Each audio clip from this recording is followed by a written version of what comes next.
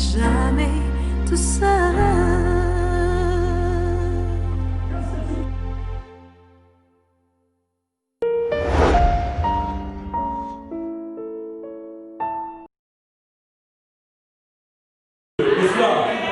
Il mérite nos acclamations, n'est-ce pas? Il mérite nos louanges, n'est-ce pas? Il mérite d'être exalté, n'est-ce pas? Nous allons nous asseoir, s'il vous plaît. Que Dieu soit béni et je bénis sa majesté. Je vais dire aussi merci à mon pasteur, le pasteur Blanchard, qui m'a cédé cette chair.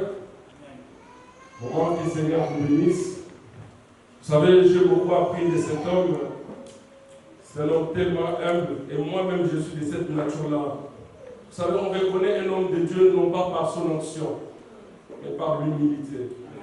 Voilà pourquoi le Seigneur dit, la Bible dit dans le livre des Philippiens, que le Seigneur qui est notre modèle, notre maître, aujourd'hui c'est à la droite de Dieu. Ce n'est pas parce que seulement il a vaincu sous la croix de Golgotha, mais c'est parce qu'il s'est humilié. Oh, alléluia! L'humiliation, l'humilité du Christ a fait de lui aujourd'hui le roi des rois à la gloire de Dieu. Voilà pourquoi mes frères, mes sœurs, un petit conseil. Être humble n'est pas image d'être lâche ou d'être rien. Amen. Alléluia. Merci pour les hommes de Dieu, pour votre présence. Merci aussi pour votre présence. Je sais que ce matin, Dieu va nous parler. Si vous n'étiez pas là, on n'allait pas parler. Parce que la parole de Dieu n'est pas venue pour les chaises vides, mais elle est venue pour nous. Amen. Amen. Que le Seigneur vous bénisse. Amen. Nous prenons nos Bibles dans le livre de Matthieu, chapitre 2, versets 1 à 11. Pendant que notre papa Esther est en train de chercher le verset, et moi je lis Exode, chapitre 25, le premier verset au verset 22. Pendant que le papa Esther est en train de chercher Matthieu, chapitre 2, du premier verset au verset 1. S'il vous plaît, si nous pouvons honorer la parole de Dieu pour quelques secondes seulement d'écoute. S'il vous plaît. Si ça ne vous dérange pas. Je lis Exode, chapitre 25, du premier verset au verset 2. Au verset 3, si vous voulez. Je lis au nom de Jésus. Je lis au nom de Jésus. L'Éternel parla à Moïse et dit, parle aux enfants d'Israël qu'ils m'apportent une offrande. Vous la réservez pour moi de tout homme qui le fera de bon cœur. Si vous avez une Bible en papier, vous soulignez là. De tout homme qui le fera de bon cœur. Ça veut dire que le Seigneur lui-même, il sait aussi qu'il y a des gens qui donnent mais pas de bon cœur. Alléluia. Voici ce que vous réservez à l'offrande. Il commence à lister de l'or, de l'argent, de l'airain, des étoffes teintes en bleu, en poutre, en cramoisi, du fin lin et du poil de chèvre, des peaux de bélier teintes en rouge et des peaux de dauphin, du bois d'acacia, de l'huile pour le chandelier, des aromates pour l'huile d'onction et pour les parfums odorifiants, des pierres d'onyx et d'autres pierres pour la garniture de l'éphod et du pectoral. Ils feront un sanctuaire et j'habiterai au milieu d'eux. Parole du Seigneur. Amen. Matthieu chapitre 2 et 5, je lis au nom de Jésus. Amen. Jésus naquit à Bethléem. Venus d'Orient arrivèrent à Jérusalem et dirent, où est le roi des Juifs qui vient de naître? En effet, nous avons vu son étoile en Orient et nous sommes venus pour l'adorer. Quand le roi Hérode apprit cela, il fut troublé et tout Jérusalem avec lui. Il rassembla tous les chefs de prêtres et spécialistes de la loi qui comptent le peuple et leur demanda où le Messie devait naître. Ils lui dirent à Bethléem en Judée, car voici ce qui a été écrit par le prophète. Et toi, Bethléem, terre de Juda, tu n'es certes pas la plus petite parmi les principales villes de Juda, car de toi sortira un chef qui prendra soin d'Israël, mon peuple. 7. Alors Hérode fit appeler en secret les mages Il s'informa soigneusement auprès d'eux. Il s'informa soigneusement auprès d'eux. Où l'étoile était apparue. Puis il les envoya à Bethléem en disant: allez prendre des informations exactes sur le petit enfant. Quand vous l'aurez trouvé, faites-le-moi savoir, afin que j'aille moi aussi l'adorer. Après avoir entendu le roi, ils partirent. L'étoile qu'ils avaient vue en Orient allait devant eux jusqu'au moment où, arrivée au-dessus de l'endroit où était le petit enfant, elle s'arrêta. Quand ils aperçurent l'étoile, ils furent remplis d'une très grande joie. Ils entrèrent dans la maison, virent le petit enfant avec Marie, sa mère, se prosternèrent et l'adorèrent. Ils se prosternèrent et ils l'adorèrent. Ensuite, ils ouvrirent leur trésor. Si vous avez lu dans le papier, vous commencez à soumettre par ce verset-là. Ils ouvrirent leur trésor et lui offrirent un cadeau de l'or, de l'encens et de la myrrhe. La parole du Seigneur. Amen. Seigneur, bénis cette page. Il y a beaucoup de bénédictions et donne la sensibilité à cette parole au nom de Jésus-Christ. Tout esprit qui ne parle de toi, qui vient pour voler la parole de Dieu, je le chasse au loin au nom de Jésus-Christ. Seigneur, à ces instants, je ne laisse la place au Saint-Esprit de pouvoir mouvoir en ces lieux et de pouvoir nous conduire du début à la fin au nom de notre Seigneur et Sauveur Yeshua HaMashiach, que j'ai ainsi prié et nous disons Amen. Nous acclamons la parole et nous acclamons la parole. Je disais que nous acclamons la parole. Est-ce que vous savez pourquoi nous acclamons la parole? Est-ce que vous savez pourquoi nous avons l'habitude d'acclamer la parole? La Bible dit au commencement était quoi? La parole était avec qui? La parole était qui? Donc, ça veut dire si nous acclamons la parole, donc on voit Dieu directement, on acclame Dieu directement. Amen. Vous avez compris? Amen. Ce n'est pas une punition. Dans l'église d'ailleurs, il n'y a que des acclamations et des amens. Un point interne. Alléluia. Donc, on n'a même pas besoin de vous inciter par force à acclamer la parole. Non, c'est à toi-même de voir que je suis devant le roi de rois et tu l'acclames. Gloire au Seigneur. Amen, amen. Amen. Nous allons partager avec vous ce matin un thème que j'ai intitulé « Bâtir dans l'œuvre de Dieu lorsqu'elle est encore petite ». Je répète, bâtir dans l'œuvre de Dieu lorsqu'elle est encore petite. Amen. Pour ceux qui écrivent, vous pouvez écrire « Bâtir dans l'œuvre de Dieu lorsqu'elle est encore petite ». Aujourd'hui, Dieu va nous faire grâce de comprendre certaines choses. Et je sais que des messages pareils, souvent les enfants de Dieu, c'est que Dieu a sauvé, ils ont toujours l'habitude d'être un peu insensibles. Pourquoi? Ce n'est même pas vous. C'est l'ennemi qui ne veut pas que vous rentriez dans votre destinée. Voilà pourquoi des fois, lorsque nous venons avec de tels messages, il enferme votre cœur. Des fois même, il vous fait sortir. Vous êtes dans la salle, mais vous n'êtes même plus là. Parce que le diable sait que c'est le jour de votre bénédiction. Amen. Amen. Alléluia. Amen. Dans le livre de Matthieu, je commence par le dernier texte, avant de revenir au premier texte. La Bible relate l'histoire, ou je vais dire l'histoire, ce qui s'est passé sur la naissance de Jésus. On nous raconte la naissance de Jésus. La Bible dit qu'Israël attendait la venue du Messie. Mais alors, le jour J arriva. Les mages de l'Orient arrivèrent à Jérusalem du temps du roi Hérode. Ils venaient pour adorer le roi. C'est-à-dire, les mages, ils ont vu une étoile, comme vous connaissez l'histoire. Et cette étoile leur a signifié quelque chose par rapport à leur science. L'étoile de Jésus était tellement différente de toutes les étoiles que nous voyons. Et cette étoile-là était tellement significative. Aujourd'hui, je vais aller dans l'angle évangélique.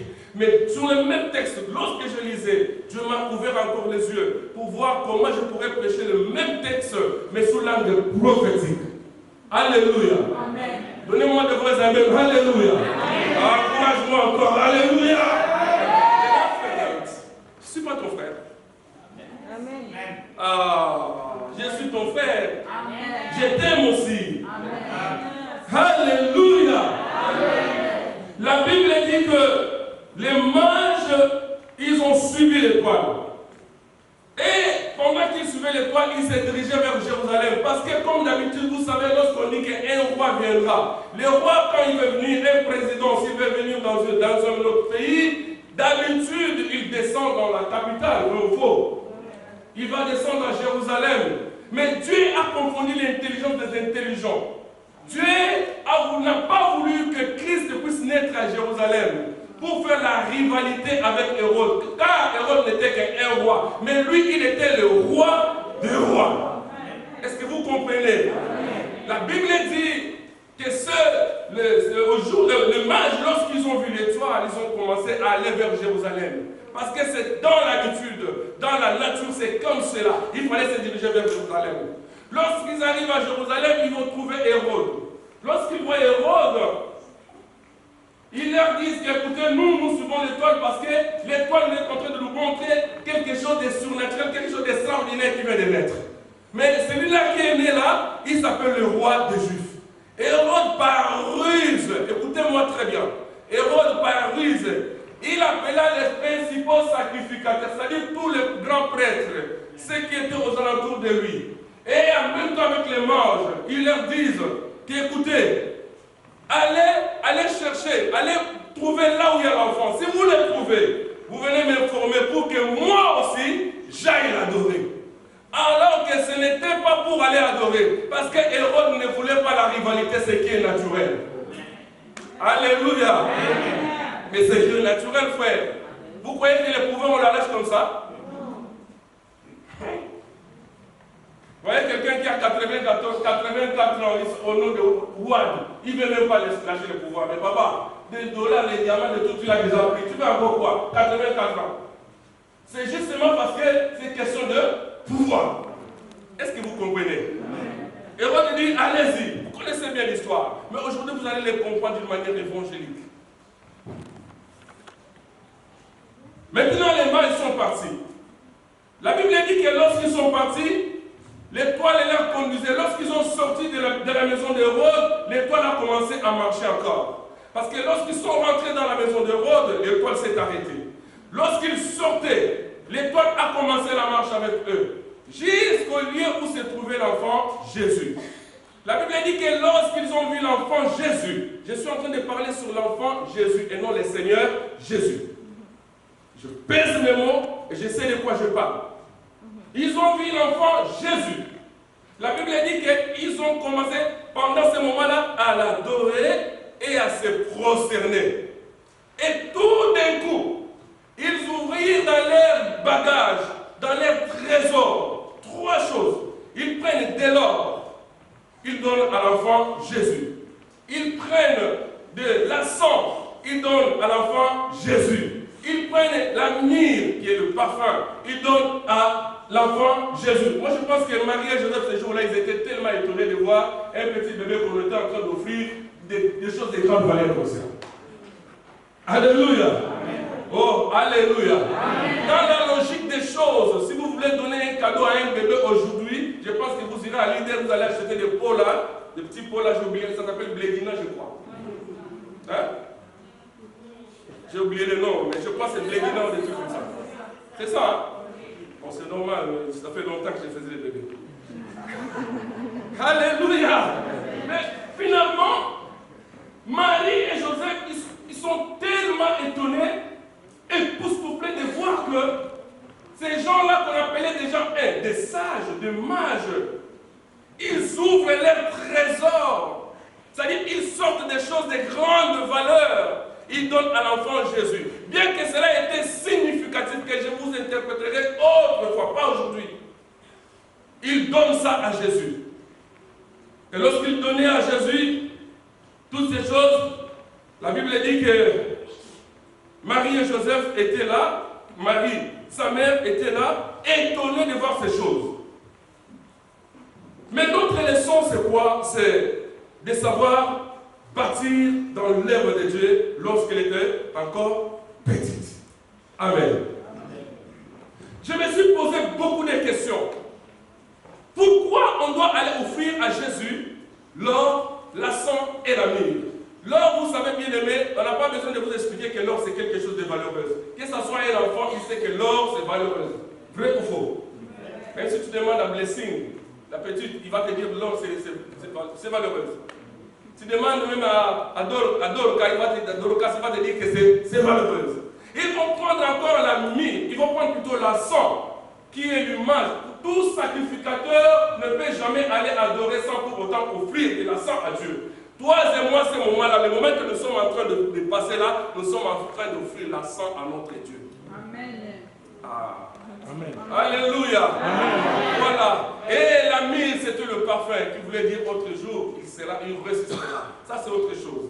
Mais ma leçon n'est pas là-bas. Mais ma leçon de ce matin, c'est de savoir bâtir dans l'œuvre lorsqu'elle est encore petite.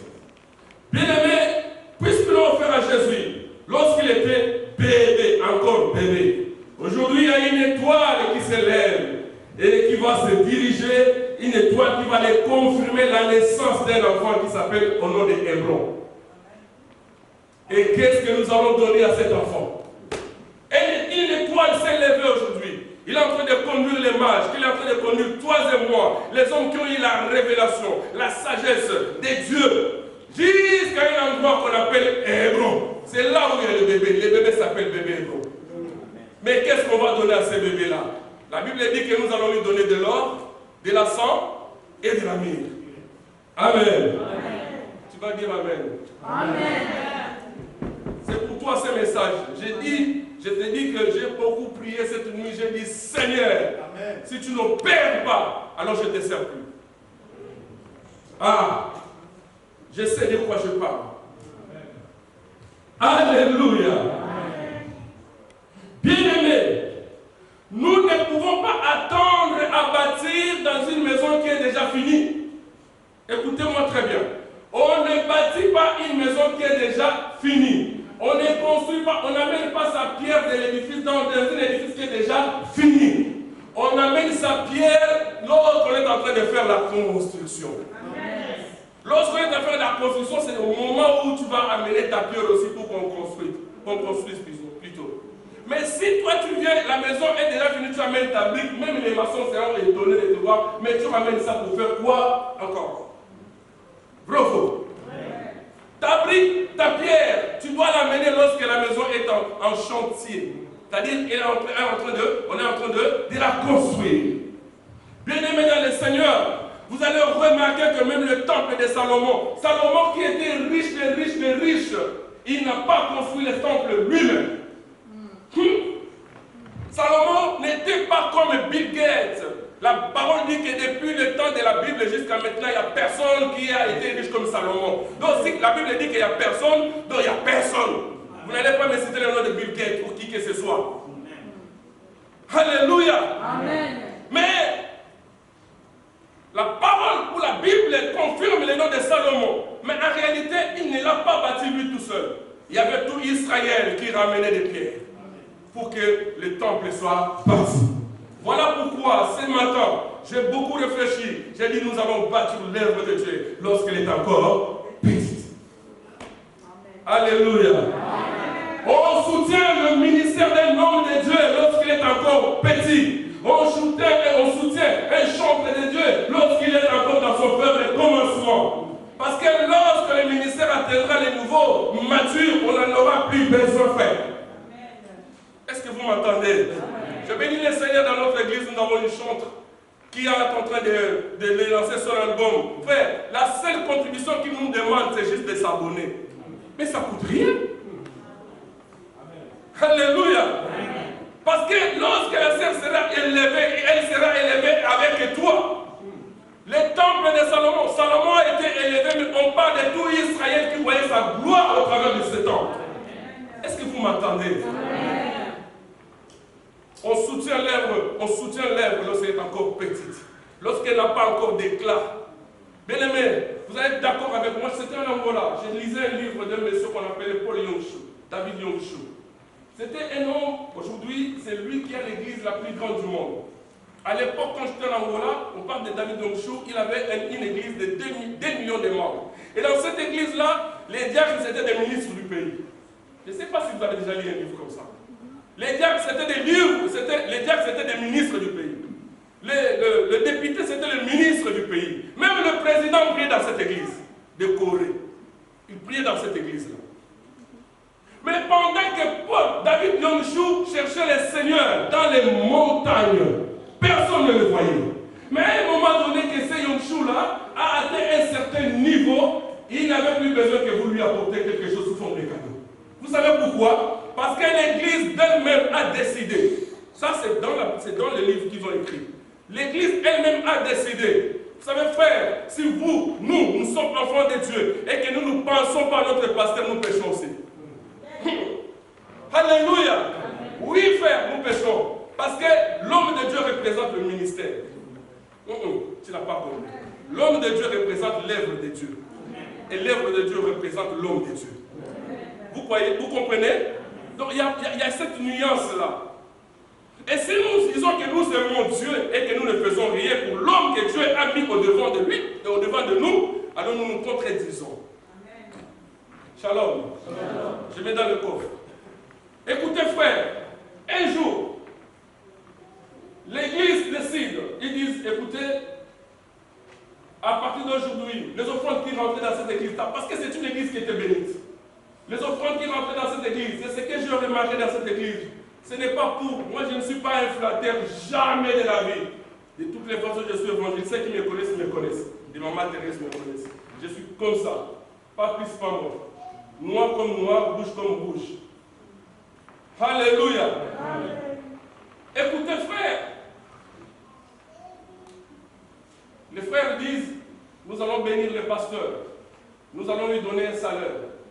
Et pourquoi? Et d'où viennent les salaires? Les offrandes qui rentrent dans cette église-là, comme chez nous ici, les dîmes qui rentrent dans l'église, en réalité, c'est les salaires du Lévite, comme dit la Bible. Mais nous, les dîmes qui rentrent ici, c'est ce que nous payons le loyer. Quand j'ai appris cela, j'ai demandé à l'homme de Dieu, l'ancien François, j'ai dit, ah, mais ma camoufle, mon là. On me dans ta Bible. Si vous avez un homme de Dieu comme ça, qui prend son salaire, il le donne pour que l'œuvre existe. Ah, il faut bien soutenir, protéger cet homme. Il faut vraiment l'encadrer. Est-ce que vous me comprenez? Je l'ai dit, il faut vraiment l'encadrer. Parce que c'est des espèces rares. Amen. Par contre, nous voyons dans les églises actuelles, les pasteurs roulent carrosse, mais les seconds pasteurs viennent en vélo. Voire même à pied. Je ne sais pas si vous avez des yeux pour voir, vous voyez ça. Alléluia. Je ne suis pas là-bas, c'était juste une petite parenthèse. Mais les membres de cette église-là, ils disent à Yonchou, les 2 millions qu'ils étaient, ils disent l'offrande et l'argent qui rentrait dans l'église.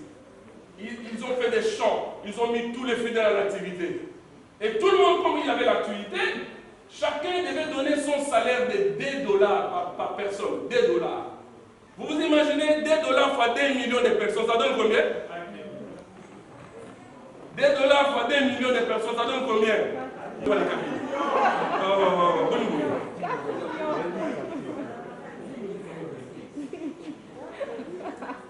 Donc le pasteur a un salaire de 4 millions de dollars à la fin du mois. Dites-moi, ça c'est un ministère, est-ce qu'il a encore besoin de vous dire que venez s'aimer dans l'œuvre? Parce que le ministère a atteint un certain âge. Vous avez compris? Donc ça veut dire que le ministère a été déjà bâti. Ça n'a plus besoin de soutien. Tout ce que vous donnez, on donne aux pauvres. Shalom. Quand vous regardez des hommes comme des Béni-In, leur ministère, si je cite que eux là, si encore on peut rentrer en Afrique, vous voyez des gens comme de Olukoya. Je ne sais pas si vous connaissez Olukoya. Je ne sais pas si vous connaissez des Idaosa, il est déjà mort, Idaosa. Vous entendez parler ou pas? Je ne sais pas si vous entendez parler de Tibi Joshua. Vous entendez parler ou pas? Des ministères qui ont été des gens de l'âge. Frère, des fois quand tu viens à un tel homme, tu lui offres 10 000 €, il va prendre parce que c'est de l'argent. Mais ça ne représente absolument rien. Shalom. Shalom. Shalom. Oh, shalom. Shalom. Oh, bien-aimés dans le Seigneur. bâtir dans l'œuvre de Dieu lorsqu'elle est encore petite. Vous allez dans une église. Vous savez, frère, Dieu peut vous révéler une église où réellement le Saint-Esprit est là. Quand je parle du Saint-Esprit, c'est-à-dire la vraie parole est là. Et vous voyez que cette église-là, il manque d'étoiles. Nous quittons ici, nous partons au pays par exemple. Tu vois une église qui manque d'étoiles, qui manque de chaises. Toi, tu descends. Au lieu d'aller seulement à Kinko et bouffer cet argent-là, ce qui n'est pas méchant, ce qui n'est pas mauvais, mais soutiens cette œuvre-là. Étant donné que tu les soutiens lorsqu'ils sont dans le petit, les faibles commencements, donc tu es en train de construire avec leurs lèvres.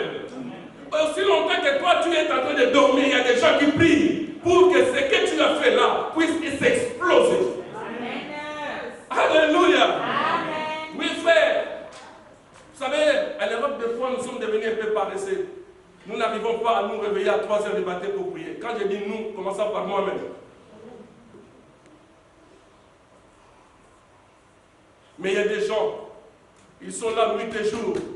Ils restent même à la permanence en train de prier. Seigneur, donc ils sont là en train de prier, prier, prier. Vous savez pourquoi? C'est parce qu'il y a une personne qui a fait quelque chose pour cette œuvre. Donc je disais, on doit bâtir l'œuvre lorsqu'elle est encore petite. On doit soutenir un ministère lorsqu'elle est encore petit. On ne va pas attendre lorsque la maison est déjà finie que tu vas ramener ta contribution. Ça ne servira plus à rien. J'espère que vous êtes en train de me comprendre. La maison est déjà achevée, frère. Qu'est-ce qu'on va faire encore? On va que dormir. C'est tout. Pas besoin de ramener encore des pierres, on va modifier. Non, non, non. Déjà, pour modifier la maison de Christ, il faut le toute façon de cette personne. Vrai ou faux? Un homme de Dieu qui vient de commencer son ministère, soutenons-le. Comme je l'ai dit, un chantre qui n'a pas encore été lancé, qui n'a pas encore été élevé en dignité, soutenons-le. C'est le faible commencement. C'est là le petit œuvre qui commence. Soutenons-le, élevez-le. Parce que lorsqu'il sera élevé, il sera élevé avec vous. Amen. Amen. Le Dieu que nous prions est un Dieu fidèle. Et comme il est un Dieu fidèle, frère, tout travail, je dis bien tout travail, toute œuvre que nous lui offrons, toutes choses que nous lui offrons, il fait de son mieux pour s'adapter de cette rédabilité. Comment je veux dire? Rédabilité. Rédévable. Comment on dit? Merci, vous avez tout compris. Alléluia. Alors que les mages ont donné leur richesse, la Bible dit que c'était leur trésor. C'est-à-dire ce qui était des grands prix, des grandes valeurs. À un enfant bébé. À un bébé. Malgré cela, malgré que cela était les appropriés de lui-même, le Messie du Seigneur. Aujourd'hui, que donnons-nous à notre petit enfant qui vient de naître, qui s'appelle Hébreu? Que donnons-nous aujourd'hui pour l'œuvre de Dieu? Amen. Alléluia. Je sais qu'aujourd'hui, je n'aurai pas beaucoup d'amen. Mais je sais que même si je ne le sais pas, ma prière que j'ai faite cette nuit, ça fera quelque chose. Amen. Je sais. Frère, le trésor, ce n'est pas quelque chose de rien. C'est quelque chose de valeur. Et quand on vient donner à un enfant, même que sa maman, il doit quand même se poser des questions. Mais vous allez retourner avec moi dans les livres de l'Exode que nous avons lu. Exode chapitre 25. Au premier verset, jusqu'au verset 8. Mais moi je prends que 1, 2. La Bible dit que Dieu, après avoir sorti Israël de l'Égypte, d'abord il leur demande, il dit, vous allez demander, si vous n'avez rien, mais demandez aux Égyptiens de vous donner des offrandes et des dons, vous allez sortir avec. Vous qui avez déjà quelque chose, ramenez cela. Pendant que vous allez partir, vous allez aller m'adorer avec ce que vous aviez là. Amen. Oh, alléluia. C'est-à-dire, pour aller adorer le Seigneur en réalité, on ne s'en va pas adorer le Seigneur seulement avec son visage, avec ses belles amies, avec ses beaux amis. Mais on s'en va adorer le Seigneur avec quelques présents. Voilà pourquoi il y a une écriture qui dit on ne se présentera pas les mêmes brebis devant l'heure. Amen. Amen. Mais si nous retournons dans le livre de Genèse chapitre 49, verset 25, pour ceux qui écrivent, la Bible dit que c'est l'œuvre de l'Éternel qui te bénira. C'est l'œuvre du Tout-Puissant qui te bénira de toutes sortes de bénédictions. Les bénédictions d'en haut, les bénédictions d'en bas, les bénédictions même des sous-sols. C'est l'œuvre de Dieu. La Bible ne dit pas que c'est ton travail qui te bénira. La Bible ne dit pas que c'est les robes qui te bénira. La Bible ne dit pas que ce sont les membres de ta famille qui te bénira. Mais c'est l'œuvre de Dieu qui te bénira. C'est l'œuvre de Dieu. Tu peux avoir un frère ministre, ce n'est pas lui qui te bénira. Il te donnera quelque chose. Mais la chose qu'il te donnera ne t'amènera pas la bénédiction. Parce que la vraie bénédiction, elle vient du ciel. Amen. Alléluia. Nos vies bien-aimées dans le Seigneur sont liées avec l'œuvre de Dieu. Parce que la Bible dit que c'est l'œuvre de l'Éternel de Dieu qui te bénira de toutes sortes de bénédictions. Israël, qui est notre miroir, n'aime pas faire, n'aime pas que les gens blaguent ou bafouent avec les temples de Dieu, qui est le lieu de leur adoration. Voilà pourquoi, quand nous lisons la Bible, et surtout dans l'Ancien Testament, vous verrez qu'Israël, il part en déportation. La première des choses, lorsqu'il rentre, c'est aller revoir le temple. Frère, lorsque tu viens dans l'église du Seigneur, là où tu adores le Seigneur, frère, ma bénédiction, ta bénédiction, se trouve dans les lieux où tu adores le Seigneur. Non, tu n'as pas compris. Je disais, ma bénédiction, ta bénédiction se trouve dans le lieu où tu adores le Seigneur. Voilà pourquoi toutes les églises ne sont pas églises du Seigneur. Toutes les églises ne sont pas églises du Seigneur. Là où le Saint-Esprit descend, c'est là où tu adores. C'est là où les anges montent et descendent. Shalom. Israël n'aime pas qu'on blague avec les temples de Dieu. Israël n'aime pas qu'on bafoue les temples de Dieu. Je bénis le Seigneur en passant pour les témoignages que j'ai toujours écoutés ici, les mamans qui nettoient la salle. Que Dieu vous bénisse abondamment au nom de Jésus. Je participe à cette bénédiction, j'ai dit que le Seigneur vous bénisse abondamment. C'est un travail que les gens n'ont pas compris. Et tu te laisses ta maison propre, mais si tu gardes ta maison propre et que tu veux laisser la maison de Dieu sale, ça, il y a un problème. Amen. Si tu ne l'as jamais fait, je te pose juste de le faire aussi, de t'associer avec les autres mamans. Si tu as le temps, venir nettoyer, balayer, parce que nous avons nos enfants des fois, nous amenons des biscuits, des bonbons, des trucs comme ça, ils jettent des papiers, machin, tout ça. Et si on ne nettoie pas, ben c'est pas bien. Parce que c'est le lieu de l'adoration. Amen. Amen. Les temples bâtis par Salomon, comme je l'ai dit tout à l'heure là, quand vous lisez le livre de 1 roi, chapitre 7, le verset, 1 roi chapitre 8, le verset 17 au verset 30, Salomon est en train de dédier les temples qu'il a construits entre les mains du Seigneur. Si vous les lisez, vous voyez comment Salomon est en train de prophétiser. Il dit, quiconque foulera ses pieds en ces lieux, quel que soit l'étranger, quel que soit ses péchés, quel que soit son problème, Seigneur, tu l'exauces. Donc ça veut dire que les temples ont une influence avec notre vie. Est-ce que vous comprenez ce que je dis? Là où nous adorons faire, il y a un lien qui nous lie avec cela. Il y a un lien. Il y a un lien, frère. C'est pour ça que quand nos filles ont commencé, ont voulu chanter, j'ai dit, sentez-vous à l'aise dans la maison de votre Père. Vous êtes dans la maison de Dieu. Nos vies sont liées, frère, avec le temple. Si tu ne te préoccupes pas du temple du Seigneur, il y a un problème dans ta foi. Ah, mais qu'est-ce que c'est, Blaise? Qu'est-ce que tu veux nous dire là? Oui, frère. Parce que là où tu viens, c'est là où tu puisses ta bénédiction. Amen. Et si tu ne prends pas soin de cela, tu ne te préoccupes pas de cela, il y a un souci, frère. Il y a un souci. Mais quelque sorte, quand vous regardez, la Bible dit, Israël, lorsque vous sortez, vous allez amener de l'or. Le Seigneur est en train de lisser. Il y a un détail là-dessus. Hein.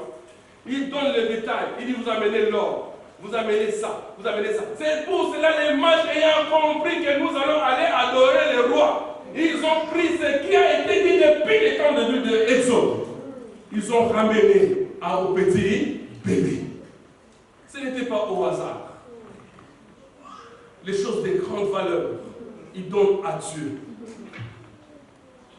Le Seigneur est en train de lister. Je ne vais pas prendre tous ces listes-là parce que c'est vraiment long. On a déjà lu. Le temps, il passe.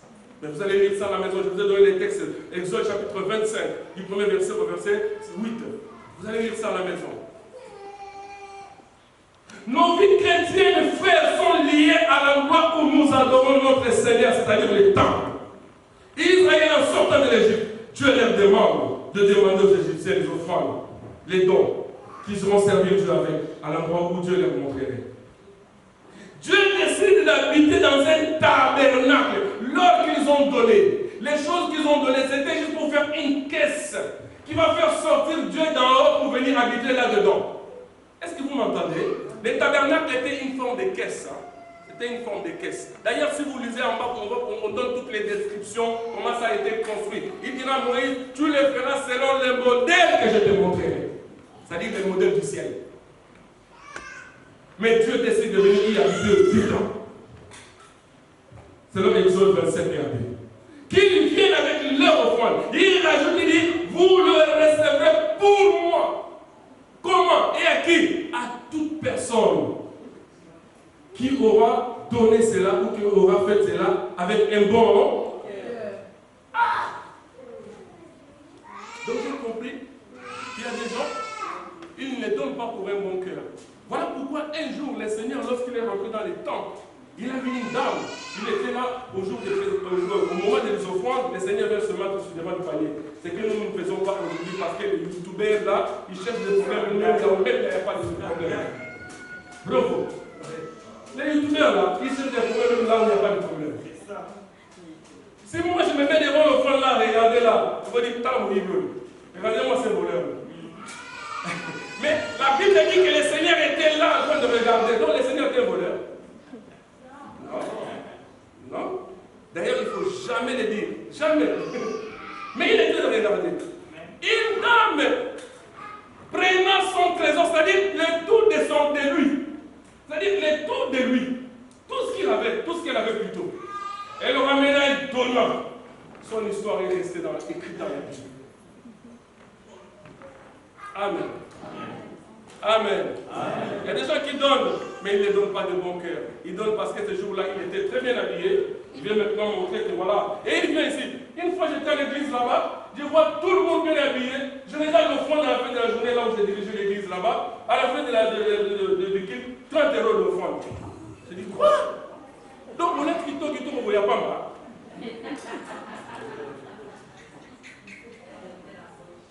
Moi, j'avais l'habitude de compter les offrandes tous les dimanches. Maman Thérèse est présente. Parce que c'est une de mes filles dans l'église.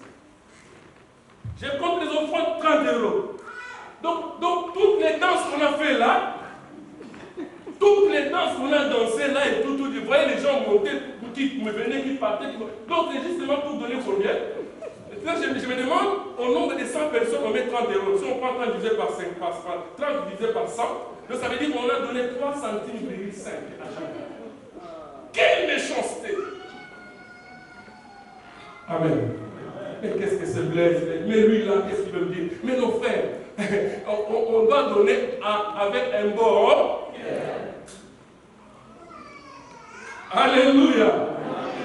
Tu ne vas pas aller offrir à un président quelque chose de rien. D'ailleurs, entre parenthèses, je vais ouvrir une parenthèse, je me souviens, quand j'étais petit, j'étais au pays là-bas, il y a une maman à domaine d'Ensel, mon bout était en train de passer. Je ne sais pas si vous vous souvenez. Une maman qui vendait là-bas aujourd'hui, qu'on appelle Kirko, on vend des poissons. Une maman qui vendait, qui était pauvre déjà. Mais mon bout, quand il a vu mon bout, cette maman va prendre des gros poissons que nous appelons mongas. Je ne sais pas comment ça s'appelle en français. Mais vous avez compris, ça s'appelle monga. Elle pensait monganza là, le vrai monganza, il veut donner au bout. Ah! Maman, mais c'est ça, c'est ta fortune, c'est tout ton fonds de commerce que tu donnes à mon bout. Est-ce que mon bout vraiment avait vraiment besoin de ces poissons-là? En réalité, mon boutou n'avait pas besoin de ça. Mais seulement, la maman a compris que si je lui donnais que des petites tilapias, ça ne va pas toucher son cœur. Pour que le cœur de Dieu soit touché, il faut aller au trésor.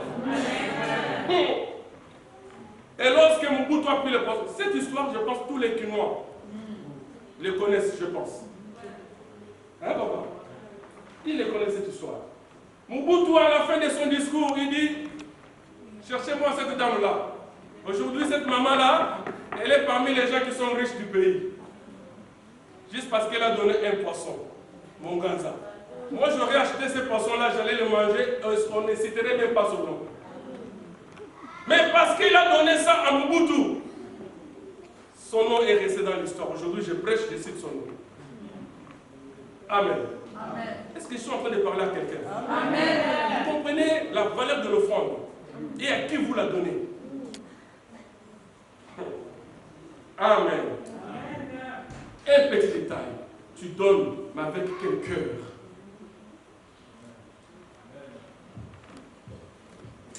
C'est l'œuvre de l'Éternel qui te bénira. Donc pour être béni, il faut être lié dans l'œuvre de Dieu, s'intégrer dans son œuvre. Quand vous lisez les livres de Jean chapitre 4, le verset 30 au verset 34, vous verrez que même le Seigneur Jésus-Christ, je bénis le Seigneur, le passé nous a parlé le vendredi, que Jésus-Christ était 100% Dieu et il était aussi 100% homme. Mais lorsqu'il était sur la terre, il était aussi homme. Voilà pourquoi il ne pouvait pas être omniprésent. J'ai aimé cette phrase. Christ n'était pas omniprésent quand il avait la chair humaine. Il n'était pas omniprésent. Il pouvait avoir aussi faim. Voilà, il amènera les gens à aller chercher pour moi la nourriture. Il pouvait aussi se fatiguer. Il pouvait aussi marcher à pied comme toi, comme moi. La Bible dit que quand les apôtres sont partis aller chercher à manger pour lui et pour eux, lorsqu'ils revenaient, ils donnent à manger à Jésus.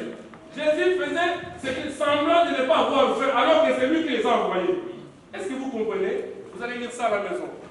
Le livre de Jean, chapitre 4, du verset 30 au verset 34.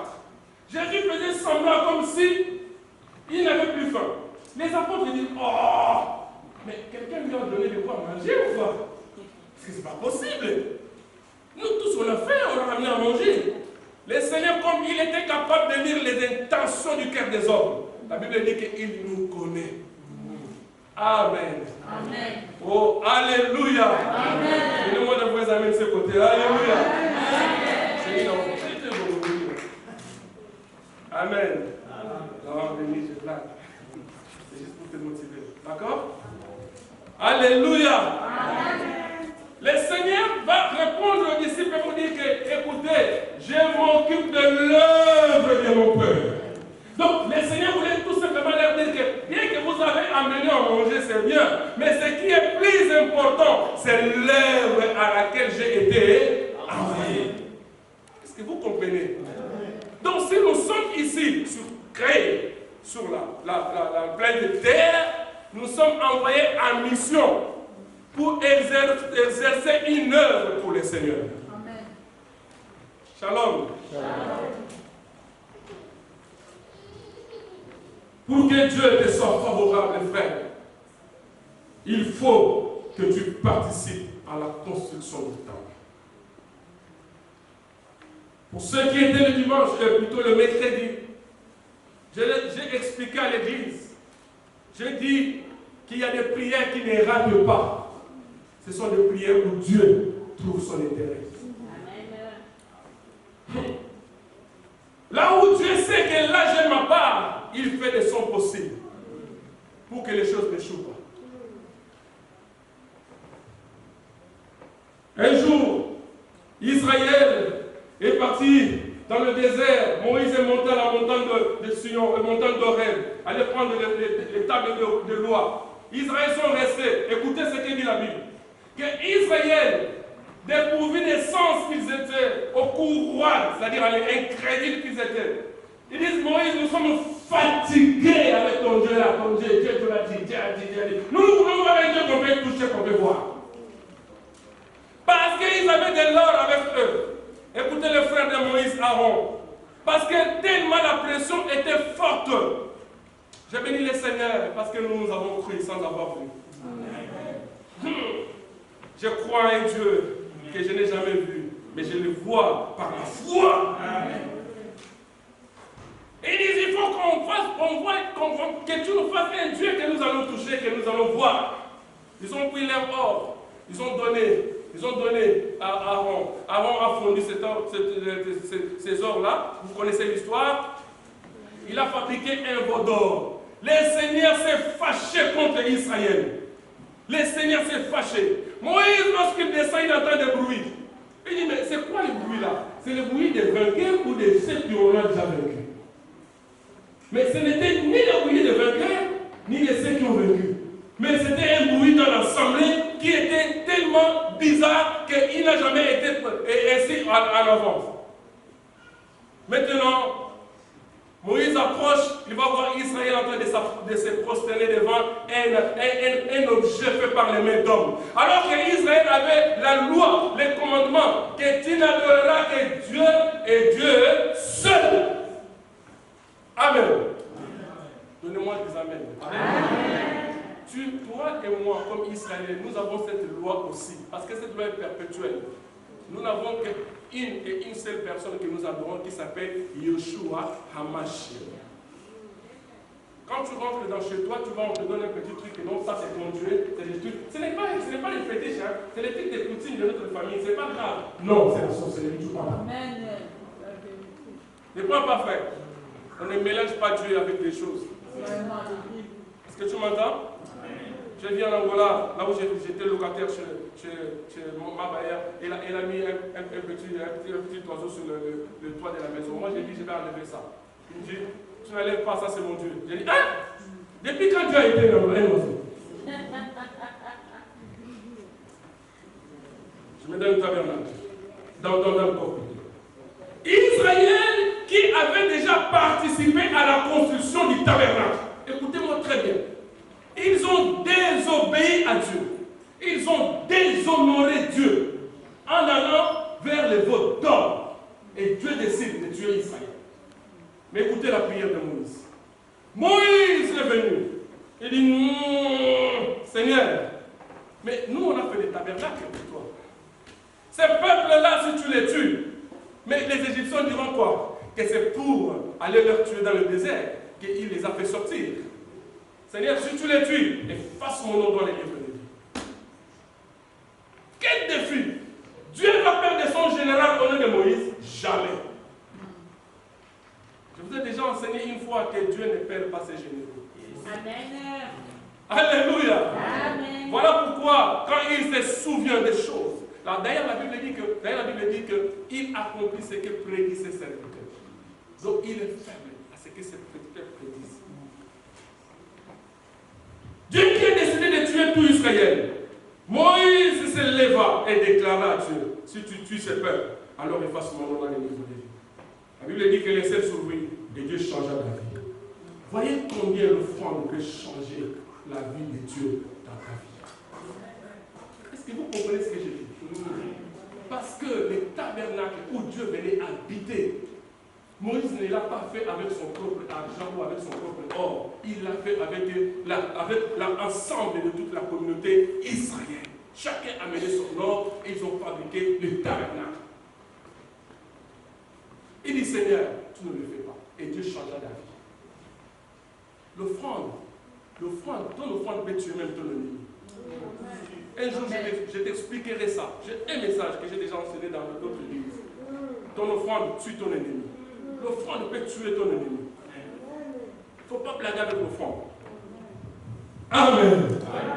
Alléluia. Amen. Si nous connaissons la valeur du temple, frère, les lieux où nous adorons notre Dieu, frère, nous allons oser. C'est-à-dire que nous allons oser. À dire, Seigneur, je vais faire ça, je vais faire ça, je vais faire ça. À titre d'exemple, vous voyez les Kimbangis par exemple. Lorsqu'il faut faire ce qu'on appelle les sissailles, c'est ça, hein? Les sissailles, vous savez? Et en réalité, nous disons qu'ils n'ont pas le Saint-Esprit. Nous disons ça. Bravo. Ah, bon, j'enlève cette parole-là. Nous disons que c'était un secte. Bravo. Que c'était le kimbangisme, tout ça, c'est un secte, tout ça. Bon, j'enlève les kimbangistes. Les musulmans. Lorsqu'il s'agit de construire les temples, lorsqu'il s'agit de construire les mosquées, riche ou pauvre, il fait de son mieux pour qu'il puisse donner le meilleur de soi-même. Moi, j'ai déjà vu ça en Angola. Parce que moi, j'ai passé presque toute ma jeunesse en Angola. J'ai vu des gens faire la concurrence. L'autre a donné 100 euros, l'autre il vient et donne 200 euros. L'autre a donné 200 euros, l'autre il vient et donne 1000 euros. Jusqu'à ce que l'argent est rempli. Il commence à mettre ça dans les sacs des familles qu'on appelait minoterie du matrimoine. Vous connaissez ces sacs-là? Et ce n'était pas des kwanza, monnaie locale. C'était des dollars. J'ai dit, waouh! Si les chrétiens ayant le Saint-Esprit connaissaient la valeur du temple comme ces gens, alors les choses iront d'autres façons. Amen. Osons, frère, avec Dieu. Si tu oses avec Dieu, et comme il n'a jamais été redevable, il fera des choses. Est-ce que je parle à quelqu'un? Dans la Bible, il y a une personne, et c'était un apôtre, il s'appelait Pierre. Le Seigneur vient et lui dit, prête-moi ta barbe, donne-moi ta barbe. Donnez à quelqu'un son bateau. Moi, dès que je suis là, si tu viens, donne-moi ta voiture. En tout cas, il faut vraiment que je contrôle très bien. Déjà, tu as le bon permis. Est-ce que déjà tu n'as pas eu trop de contraventions? C'est juste une voiture, c'est rien ça, c'est juste une voiture. Parce qu'un bateau, c'est plus cher qu'une voiture. Parce que c'est ça. Bravo. Parce que ma voiture, c'est mon identité. Si tu es quelqu'un qui prend trop de contraventions, je ne donne pas la voiture. Toi, tu roules comme un fou. Excusez-moi du terme, les gens qui roulent, je ne donne pas. Ce n'est pas que je l'adore, non. Je ne vais pas rentrer dans les délires où tu commettras. Shalom. Oh, shalom. La Bible dit que Pierre a prêté sa barque au Seigneur Jésus. Et le Seigneur est rentré dans cette barque-là. Il est allé annoncer la bonne nouvelle. Vous connaissez la suite. Est-ce que vous ne connaissez pas la suite? Si. Amen. Riche des riches, Salomon, qu'il était, il n'a pas construit les temples tout seul, mais c'est le peuple avec lui. La Bible dit que celui qui honore Dieu, Dieu aussi l'honore. Et la Bible va trop loin que Dieu l'honore et il l'élève. Donc tu prends d'abord l'honneur de Dieu et il t'amène dans l'élévation. J'aime ça, moi. Shalom. Celui qui honore Dieu, Dieu l'honore et il l'élève. Vous allez avec moi dans le livre d'Ésaïe chapitre 38, versets 1 à 5. Vous n'allez pas lire, s'il vous plaît. Parce que je vois l'air de partir. Mais je vais expliquer ça. Dans le livre d'Ésaïe chapitre 38, verset 1 à 5, on est en train d'expliquer la vie d'un certain monsieur qu'on appelait Ézéchias. Mais avant d'arriver dans le livre d'Ésaïe 38, retournez un peu sur le livre d'Ésaïe 37. La Bible dit qu'Israël, le Lévite, tellement il ne prenait plus soin du temple. Les gens se sont abandonnés des Lévites parce que les Lévites, ils avaient comme œuvre de travailler dans l'œuvre, travailler pour le Seigneur. Ils n'avaient pas autre activité. Donc celui qui devait leur nourrir, ou ceux qui devaient leur nourrir, c'était le peuple. Mais les peuples ont lâché les Lévites. Et les Lévites nourrirent de faim. Mais voilà, ils ont abandonné le travail du Seigneur, ils sont partis. Et le temple s'est abîmé. Mais il y a eu un homme au nom d'Ézéchias. Il s'est levé. Il a dit non, ce n'est pas possible. Notre fierté, c'est notre temple. Hébron, est-ce que nous sommes là? Amen. Il faut qu'on parle de cette église dans cette contrée. Amen. Et pourquoi pas dans la France? Amen. Notre fierté, c'est notre église. Notre fierté, c'est notre temple. Ézéchias plutôt va construire, si vous lisez dans le livre d'Ézéchias chapitre 37 du premier verset sur le dernier verset. Ézéchias va reconstruire le temple. Il va accepter de ses propres frais, payer les Lévites pour qu'ils reprennent l'œuvre du Seigneur. Comme il est écrit que c'est l'œuvre de Dieu qui te bénira de toutes les bénédictions, mais malheureusement, dans Ésaïe 38, 1 à 5, la Bible dit que cet homme tomba malade au point de mourir. Mais Dieu envoie son prophète. Il dit, allez lui annoncer sa mort. Annoncez la mort à Ézéchias. Dites-lui qu'il donne les derniers... voilà. Faites les testaments, donnez les dernières paroles, et puis voilà, donnez les au revoir. Parce qu'il va partir avec sa maladie. Mais écoutez, frère, Ésaïe est venu, il a fait que ce que le Seigneur lui a demandé. Parce qu'un vrai prophète, c'est celui qui obéit à la voix de Dieu. Quand Dieu te dit, dis ça, tu dis. Je ne parle pas des prophètes qui fabriquent des choses de fabrication locale. Moi, je parle des prophètes authentiques. Quand il vient, il te dit des choses que le Seigneur lui a dit. Amen. Et lorsqu'il arrive, il annonce les choses, la parole, et il lui annonce sa mort. La Bible dit, Ézéchias tourna les dos vers le mur. Donc ça veut dire qu'il tourna les dos vers le temple. Il dit, Seigneur, souviens-toi. Oh, comme les souviens-toi, ce sont des prières qui ne ratent pas. Les souviens-toi, frère, ça ne rate pas. Ne rate pas, frère. Le Seigneur a changé d'avis. Lorsqu'Ésaïe est parti, le Seigneur lui dit, retourne, va lui dire que je lui rajoute encore 15 années de vie. 15 années. C'est beaucoup 15 années. Je ne sais pas, Ézéchias avait quel âge déjà à cette époque-là, parce que la Bible n'a pas donné son âge. Mais on lui a rajouté. Vous savez pourquoi? Parce qu'il était beau. Parce qu'il était quoi? Parce qu'il était européen. Parce qu'il a fait quoi? Amen. Parce qu'il a construit, il a reconstruit le temple du Seigneur. Il a pris soin des Lévites. Bâti dans l'œuvre de Dieu lorsqu'elle est encore petite. Je vais vous donner un exemple de moi-même. Vous savez, Maman Thérèse, quand vous me voyez comme ça, vous ne posez pas de questions. Vous voyez, quand vous me voyez comme ça, des fois vous vous dites, mais est-ce que c'est lui ou c'est pas lui? Et ce n'est pas que vous, hein. Même les médecins, parce que chaque année je pars à l'hôpital pour faire le check-up. Toutes les années, une fois par an, une fois par année. J'étais quelqu'un au point de mourir. Moi, Blaise qui vous prêche là. Et je prends des témoins de Sœur Yolande, ils sont là. Maman Yolande, ils sont là. Les Maman Thérèse, ils sont là. Les Papa Evangeliste. Et un jour, Papa Célé, il vient avec sa femme à la maison. Je regardais, j'observais. J'ai quitté l'hôpital le soir et le matin, je le vois venir avec sa femme. C'est pour ça, frère, je t'aime beaucoup. Parce que c'est dans les faits de commencement qu'on connaît le frère. Amen. Amen. Amen. J'étais sur le lit de l'hôpital. Les médecins m'ont déclaré mort. Ils ont fait venir la dame, qui était ma femme, signer les papiers parce qu'il va mourir. J'ai dit, moi, je vais mourir. Et vous savez, les blancs là, laisse tomber. Il y a des choses, hein, et ils vous les disent en face comme ça, même la maladie ne vous tue pas, mais l'émotion vous tue. Je vous dis, ce que je suis en train de vous dire, je pense qu'il y a des gens qui sont témoins, comme des Maman Thérèse, comme des Papa Célé, comme d'autres personnes qui sont venues à Paris, à Sierre-Leone, des gens comme ça, qui sont venus me voir. Cette Blaise-là que vous voyez là était devenue comme ça. Qu'est-ce que les gens n'ont pas dit? Tout le monde m'a déjà acheté un terrain autour.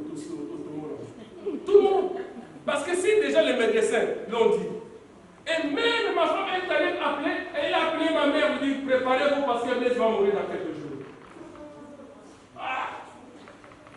Seigneur, ah j'aime Dieu. J'aime Dieu. Même si je ne sais pas danser, le Seigneur ne sait pas. Alléluia. Parce qu'il n'y a que lui qui peut faire des choses pareilles. Il n'y a que lui, frère. Les soins, les traitements et tout, c'est pour les hommes. Mais la guérison, elle est divine. Elle est divine. Tu peux prendre les médicaments comme tu veux, quelle que soit ta maladie. C'est le traitement que tu prends. Mais la guérison véritable, c'est le seul divin. Amen. J'ai dit au Seigneur, pendant ce temps, j'étais pasteur de l'église, parce que mon pasteur, le docteur, il m'avait laissé l'église, il était parti à Angola. Il m'a laissé l'église. Je suis resté 4 ans et demi avec l'église. L'église avait des dettes. Pendant que j'étais sur le lieu de l'hôpital, j'ai dit à ma femme, va à tel endroit, il y a tel argent. Tu prends cet argent-là, tu vas donner à l'église. Donne à cette année. notre ancien cadet comme notre papa François. J'ai dit, donne cet argent-là qui paye les loyers. Que je mets ou pas, donne qu'on paye les loyers. C'est que je vous dis, frère, c'est des clés qu'ils sont en train de vous donner. Je sais que des messages pareils, les gens ne supportent pas. Mais je vous dis que ce sont des clés, des ouvertures, des grandes choses. Amen. Des clés. Amen.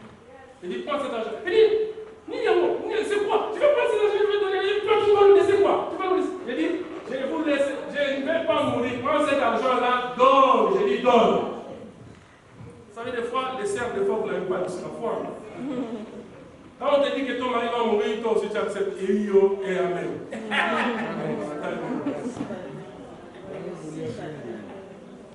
Moi, si je suis toi, je vais dire non, jamais. Moi, si je suis toi, je dirais comme ça.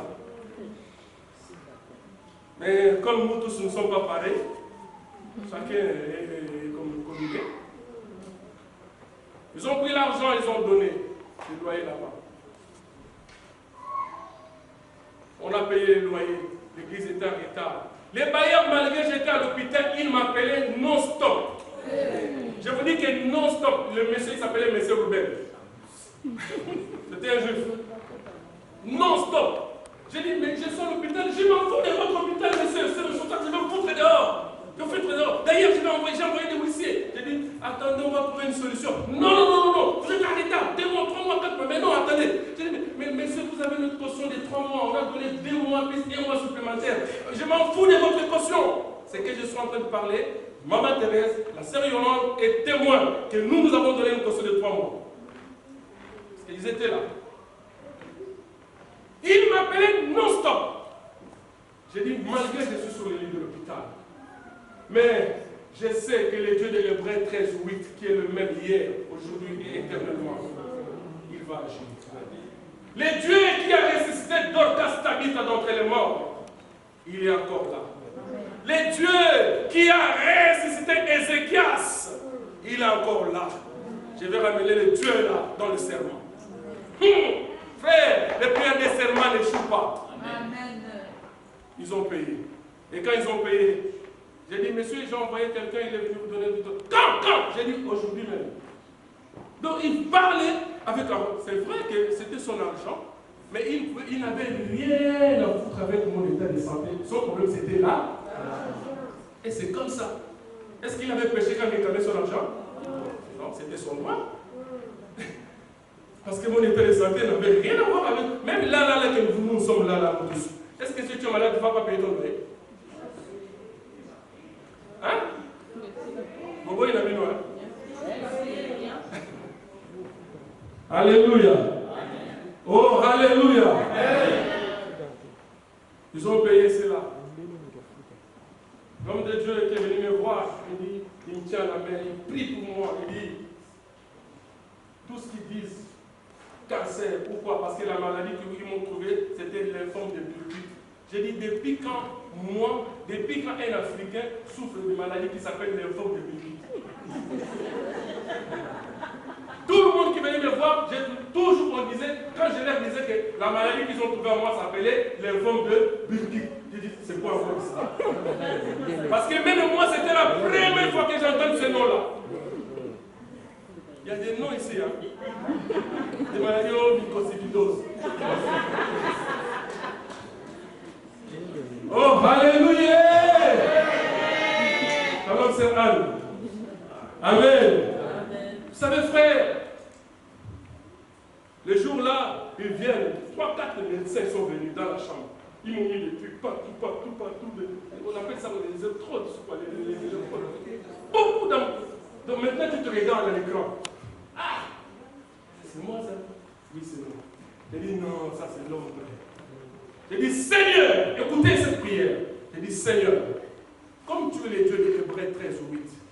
Hébreu 13:8 dit, il est le même hier, aujourd'hui et éternellement. Hier, tu as agi avec ceux de la Bible.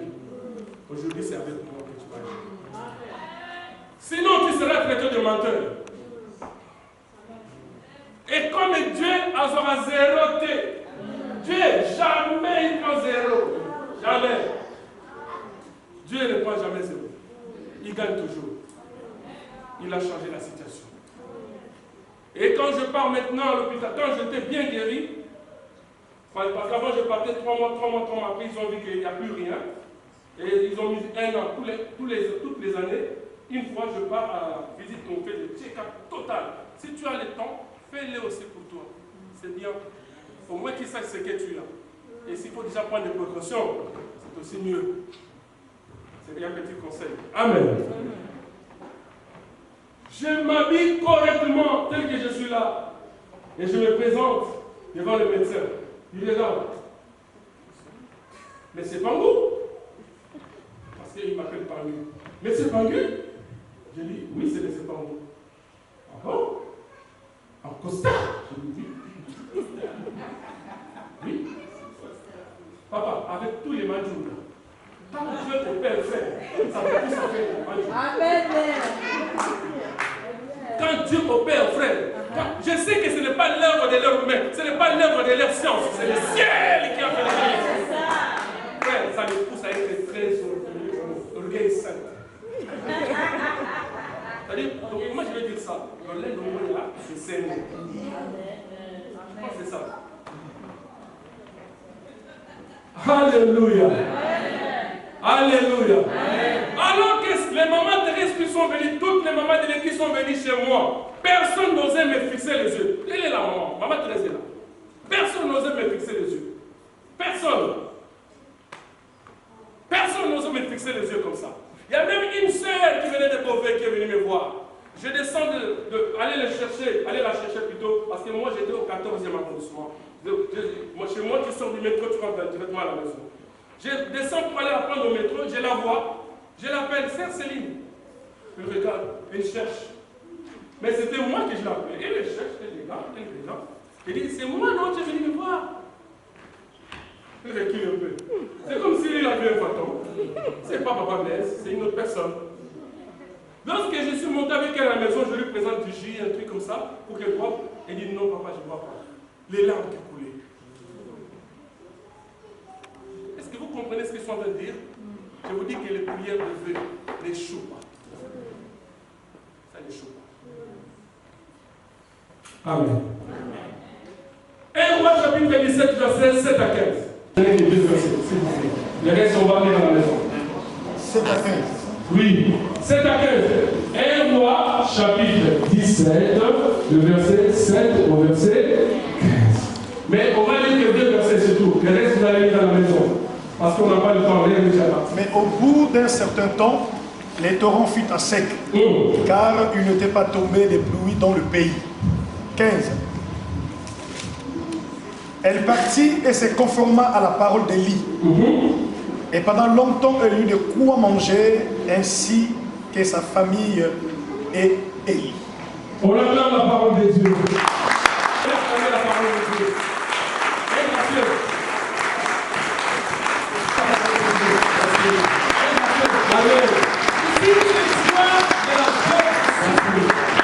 Écoutez, frère, la Bible dit qu'il y a eu une grande crise en Israël. La pluie ne pleuvait plus. Il y avait vraiment la famine dans le pays. Au moment de la grande crise, comme ce moment où nous sommes en train de traverser, le moment de coronavirus, où l'économie de tous les pays sont en baisse. Mais ici encore, le moment de coronavirus, l'économie est en baisse, il y a encore de quoi manger. Mais à cette époque-là, la Bible dit qu'il n'y avait plus rien. Et Dieu va envoyer son serviteur Élie chez la veuve. Oh Dieu, tu laisses les ministres du pays, tu laisses les grands commerçants du pays, tu l'envoies chez la veuve. Vous savez, si c'était un autre époque, on va dire que ça c'est un prophète sorcier. Mais il l'envoie chez la veuve. Pendant la grande crise, frère, écoutez-moi, pendant la grande crise, il va dire à Élie va dire, prépare-moi quelque chose à manger. Alors qu'Élie savait que le pays est à bout de force, le pays est en crise, le pays est en sécheresse, le pays n'a plus rien. Mais elle demande à manger chez une pauvre veuve. Si vous le regardez avec les yeux physiques, vous pouvez dire que c'est un homme méchant. Mais non, frère. Vous savez pourquoi Dieu l'a envoyé là-bas? Au lieu qu'il l'envoie chez le ministre du pays, Au lieu qu'il l'envoie chez les députés, chez les commerçants, les grands commerçants, il l'envoie chez une veuve. Vous savez pourquoi? Parce que Dieu voulait déclencher un miracle chez cette veuve-là. Amen. Alléluia. Alléluia. Dieu a voulu déclencher. La Bible dit que la veuve dit, je n'ai qu'un peu de farine et un peu d'huile. Et je ne ramasse que 2 bois. Parce qu'elle n'a pas besoin de beaucoup de bois. Parce que la farine est petite et l'huile aussi est petite. On n'a pas besoin de grands feux pour que ça puisse cuire. Juste 2 bois. Bien que cela était significatif. Je l'expliquerai plus tard. La femme a ramassé 2 bois, l'image de la croix. Amen. Ça c'est plus tard. Et là je suis sur le mode évangélique. Il dit quoi? Prépare d'abord pour moi. Si tu le fais pour moi, et le reste verra. La Bible dit que la femme a fait selon la parole d'Élie. Et vous connaissez la suite. La Bible dit que l'huile n'a plus manqué dans la maison de cette femme-là. La farine n'a plus manqué dans la maison de cette femme-là, malgré la crise dans tous les pays. Est-ce que vous comprenez? Lorsque vous faites pour Dieu d'abord, quelle que soit la crise, frère, la crise selon Dieu, lorsque vous le faites selon Dieu, la crise se change en bénédiction, en abondance. Alléluia. Si tu veux vivre le miracle de Dieu, investis-toi dans l'œuvre de Dieu. La Bible dit Dieu n'a jamais été redevable à un homme. Voilà pourquoi je vous dis, le mercredi, comme je vous l'ai dit là, que les prières de vœux, les prières de serment, ce sont des prières qui ne ratent pas. Vous savez, frère, pourquoi souvent nos prières ne tiennent pas? Jacques qui l'a dit. Vous demandez et vous ne recevez pas parce que vous demandez. Mais comment demander mal? Il rajoute pour satisfaire vos. Très bien, maman. J'ai entendu nous dire vos besoins, vos convoitises. Très bien, maman, que Dieu te bénisse. Tu lis la Bible. Vous demandez et vous ne recevez pas parce que vous demandez mal, tout ça pour satisfaire vos convoitises. Frère, les gens que tu convoites là, ils ont fait une alliance avec Dieu. Les gens là que tu vois là qui roulent bien propre tout et tout, savent qu'il y a quelque chose qu'ils ont fait pour Dieu. Aucune personne dans la Bible qui a été élevée en mode finance sans avoir rien fait à Dieu. Est-ce que quelqu'un m'entend? Aucune personne. Pierre devait donner la barque et après au retour, il reçoit des choses. Tu m'entends? Salomon devait construire les temples et après il devient les riches des riches. Il y a des gens, merci frère, des gens et des gens. La veuve devait donner sa petite farine et sa petite huile. Et après, elle devient dépositrice des huiles. Dieu l'a reproduit. Amen. Et maman immaculée, vrai producteur Jésus-Christ. Ok. C'est lui le vrai producteur. Amen. Oh, alléluia. Esdras chapitre 10, c'est là que je termine. Verset 4, verset 5. Vous allez lire à la maison. Parce que je n'ai plus le temps. On va passer maintenant à l'action. La Bible dit que Esdras, voyant comment le peuple. Vous avez noté Esdras chapitre 10, verset 4, verset 5. Je répète. Esdras chapitre 10, verset 4, verset 5. Vous n'entendez même plus. Esdras chapitre 10, verset 4, verset 5. Esdras a compris que les temples de Dieu étaient détruits. Il a fallu maintenant qu'on puisse relever la pente. Il dit à tout le peuple, il dit levez-vous, parce que cette affaire vous concerne. Frère, l'église là n'a jamais été l'œuvre du pasteur Blanchard. Je vous dis non. C'est l'œuvre de Dieu. Alléluia. L'église là, ce n'est pas la maison du pasteur Blanchard, c'est notre maison à nous tous. Voilà pourquoi Esdras est en train de citer le peuple. Il dit levez-vous, levez-vous, parce que cette affaire nous concerne, cette affaire nous regarde, nous tous. Vous savez, frère, quand vous êtes pasteur responsable, vous subissez les appels du bailleur, surtout quand vous êtes en retard, ça vous coupe le sommeil. Je vous parle en conséquence de constamment avec une question. Je ne dormais pas. Tout le temps, tu es au travail, il t'appelle. Mais je ne sais quoi faire. Laisse tomber. L'église là, c'est une grande responsabilité. Vous ne pouvez pas savoir ça, frère. C'est une très grande. Des fois, on s'est pris de s'acheter une chaussette, une paire de chaussettes. Parce que tu as besoin de donner, de couvrir à celui qui n'a pas donné. Tu te prives de beaucoup de choses. Parce que tu as besoin de couvrir quelque chose. Lève-toi, car cette affaire te concerne. Amen. Je pense que j'ai tout dit. Les mages ont offert à Jésus 3 choses. L'or, la sang et le myrrhe. Et quand vous retournez à Exode 25, 1 à 2, Dieu leur demande de l'or. Il leur demande des choses. Il leur demande de la myrrhe. Il demande beaucoup de choses. Il y a toute une liste. Donc, j'ai dit tout à l'heure, on est bâti que lorsqu'elle est encore petite, lorsqu'elle est encore en chantier, et après, on peut bâtir. Si l'œuvre est déjà finie, ça ne servira plus à votre pierre. Je veux maintenant que nous puissions faire quelque chose. Nous sommes en retard. Notre lieu de culte. Nous sommes là. Je vous ai expliqué que notre bénédiction en dépend. Je vous ai donné les versets bibliques. Qui n'est pas ma pensée, qui n'est pas ma parole, mais la parole de Dieu.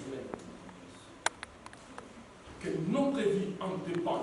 Si pour les autres, l'Église ne représente rien, c'est parce qu'ils ne font pas partie de notre vie.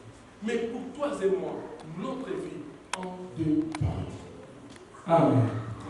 Je vais écouter le chant. J'ai fini.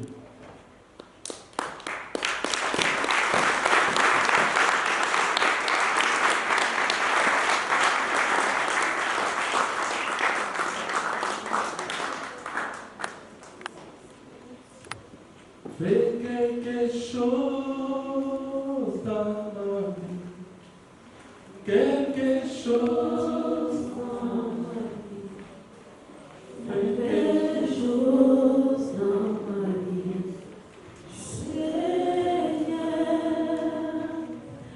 fais quelque chose dans ma vie, quelque chose dans ma vie, nouvelle chose dans ma vie, saisis. Nos yeux sont fermés, nous chantons. Fais quelque chose dans ma vie, nouvelle chose dans ma vie, nouvelle chose dans ma vie, Jésus, fais quelque chose dans ma vie, nouvelle chose dans ma vie, nouvelle chose dans ma vie, Jésus. Bien-aimés, nous allons prier. Tu as écouté la parole de Dieu. Tu vas prier selon comme tu as écouté. Et tu vas bénir le Seigneur par rapport au message que tu as écouté. Prions le Seigneur au nom de Jésus. Amen.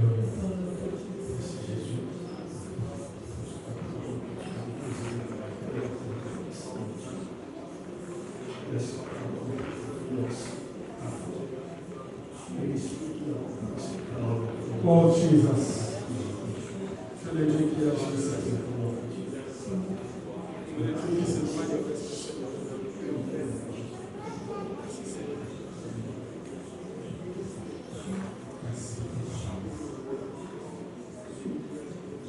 Au nom de notre Seigneur Jésus-Christ, que nous avons ainsi prié, et nous disons Amen. Amen. Amen. Amen. Nous nous assoyons.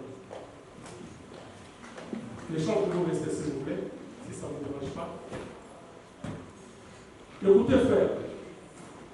La Bible dit un jour, le Seigneur est rentré dans une ville qu'on appelait Capernaum. Lorsqu'il enseignait, un centenier vient le voir. Il dit, Seigneur, guéris mon serviteur qui est malade. Il va mourir.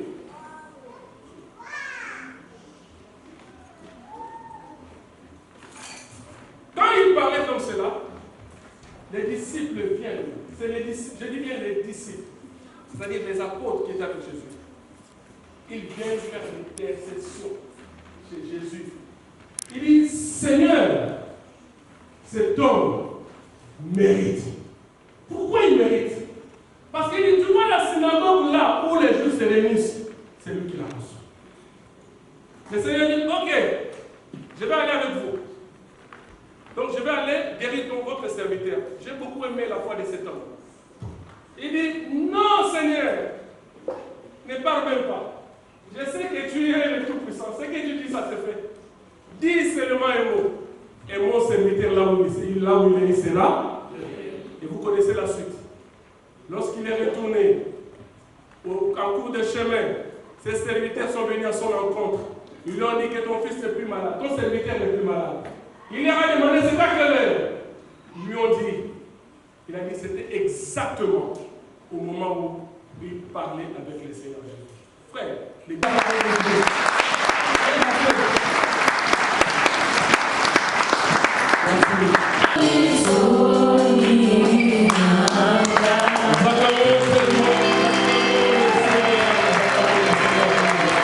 au moment des offrandes, le Seigneur veut seulement que tu demandes panier. C'est que nous ne faisons pas aujourd'hui parce que les youtubeurs là, ils cherchent des problèmes, même il y a pas de problème. Bravo. Les youtubeurs là, ils cherchent des problèmes là où il n'y a pas de problème. Si moi je me mets devant l'offrande là, regardez là, vous voyez pas mon niveau. Regardez-moi ce problème. Non. D'ailleurs, il ne faut jamais les dire. Jamais. Mais il est bien de regarder. Vous avez lu ça à la maison. Le livre de Jean, chapitre 4, verset 30, verset 34. Jésus faisait semblant comme si il n'avait plus faim. Les apôtres disent, oh, mais quelqu'un lui a donné de quoi manger ou quoi? C'est pas possible.